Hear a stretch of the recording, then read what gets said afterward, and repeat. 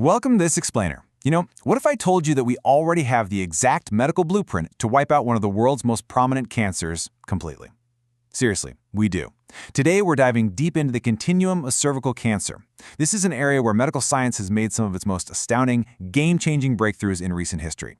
We're going to look closely at the clinical realities of how this disease operates, and way more importantly, how we defeat it.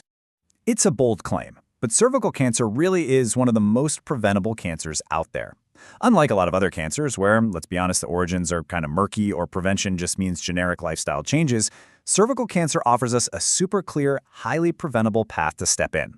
Because of vaccines, regular screening, and early treatments, the whole narrative around this disease has totally changed. We actually have the tools to stop it in its tracks.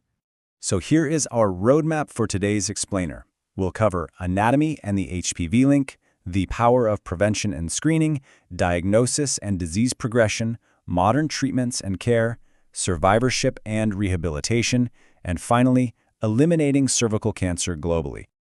All right, let's kick things off with Part 1, Anatomy and the HPV link.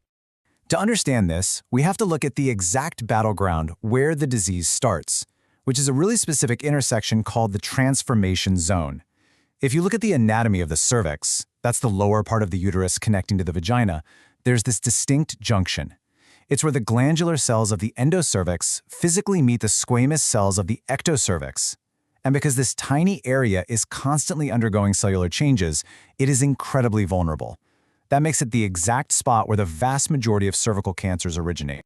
So what happens when a persistent, high-risk human papillomavirus, specifically types 16 and 18, sneaks into that vulnerable zone? Well, it basically hijacks the normal cells. It starts with viral transmission, sure, but the real danger kicks in if the virus sticks around and actually integrates into the host's DNA.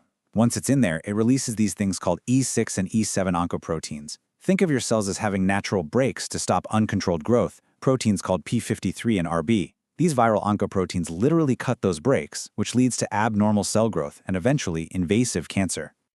Moving right along to Part 2, the power of prevention and screening. It is honestly incredible to look back at how far we've come. In less than a century, we've gone from just observing the disease to literally having a vaccine that prevents it. It started way back in the 1940s with the Pap smear, which was totally revolutionary for catching abnormal cells early.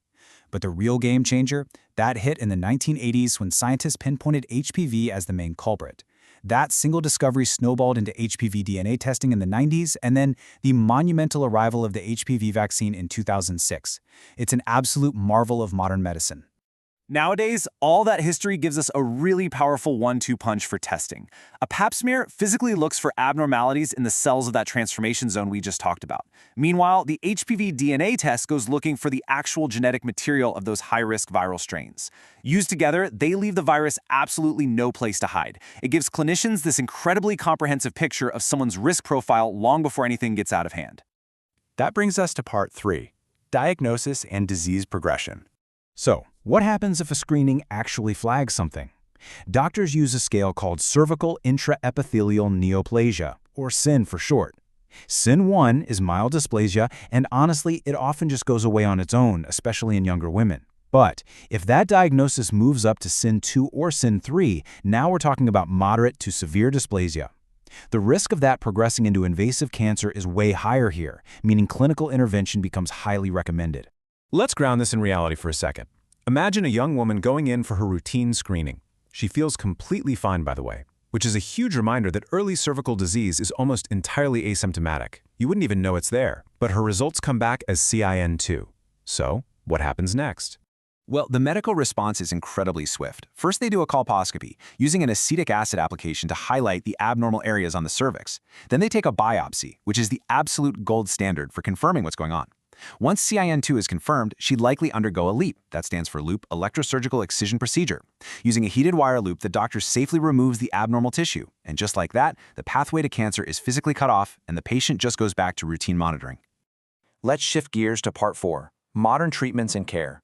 If the disease does manage to become invasive, the absolute most important first step is figuring out the FIGO stage, Why? Because that entirely dictates the game plan.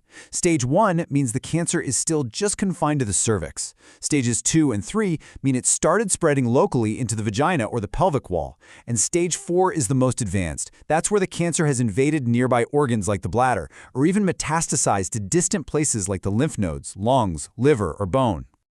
Depending on that stage, doctors have a surprisingly robust toolkit ready to go.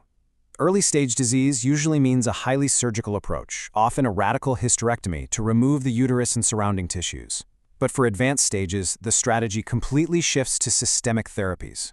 We're talking cisplatin-based chemoradiation, targeted therapies that literally choke off the tumor's blood supply, and even groundbreaking immunotherapies that retrain the body's own immune system to hunt down the cancer cells. But here's a massive challenge. What happens when standard treatments clash with what the patient wants for her future?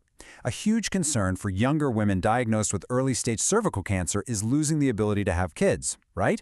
Because traditional treatments almost always mean removing the uterus. This is exactly where surgical innovation steps in. Enter the radical tracheolectomy. With this procedure, the surgeon removes the cervix, the upper part of the vagina, and the surrounding lymph nodes. But crucially, they leave the main body of the uterus entirely intact. Paired with fertility counseling and close follow-ups, this gives the patient a real chance to carry a pregnancy in the future. It's proof that modern cancer care isn't just about clearing the disease, it's about protecting the patient's whole life. Which leads us to part 5, survivorship and rehabilitation. Because beating the cancer, that's really only half the battle. The very treatments that save lives, the surgeries, the radiation, the chemo, they take a brutal toll on the body. Patients can deal with pelvic floor dysfunction or lymphedema, which is the severe, painful swelling in the legs. That's why modern guidelines lean heavily into multidisciplinary rehab. We're talking physiotherapists, nutritional counselors, and mental health professionals all working together. The goal is to make sure surviving the disease actually translates into a healthy, fulfilling life afterward. Finally, let's wrap up with part 6, eliminating cervical cancer globally. To actually wipe this disease off the map as a public health problem, the World Health Organization laid out a mathematically precise 3-step formula. It goes like this: achieve universal vaccination to stop the virus from ever taking hold. Pair that with widespread, highly sensitive DNA screening to catch anyone who slips through the cracks. And lastly, ensure timely medical treatment for those early lesions. If we do those 3 things, the disease simply runs out of room to exist. The consensus from global health organizations is crystal clear. By combining our knowledge of prevention, early detection, and targeted treatment, we are officially out of the dark ages with this cancer. Millions of lives can and absolutely will be saved. The continuum of care is established, and we know it works. So we've walked through the anatomy, the biology, the exact clinical steps, and the global strategies. The cure is quite literally in our hands, mapped out step by step. The only real barriers left are access, education, and our collective willpower. So I have to ask you, if we hold the exact blueprint to eliminate this disease forever, what role will you play in helping make global eradication a reality? Thanks for hanging out with me on this explainer, and I highly encourage you to share this knowledge forward.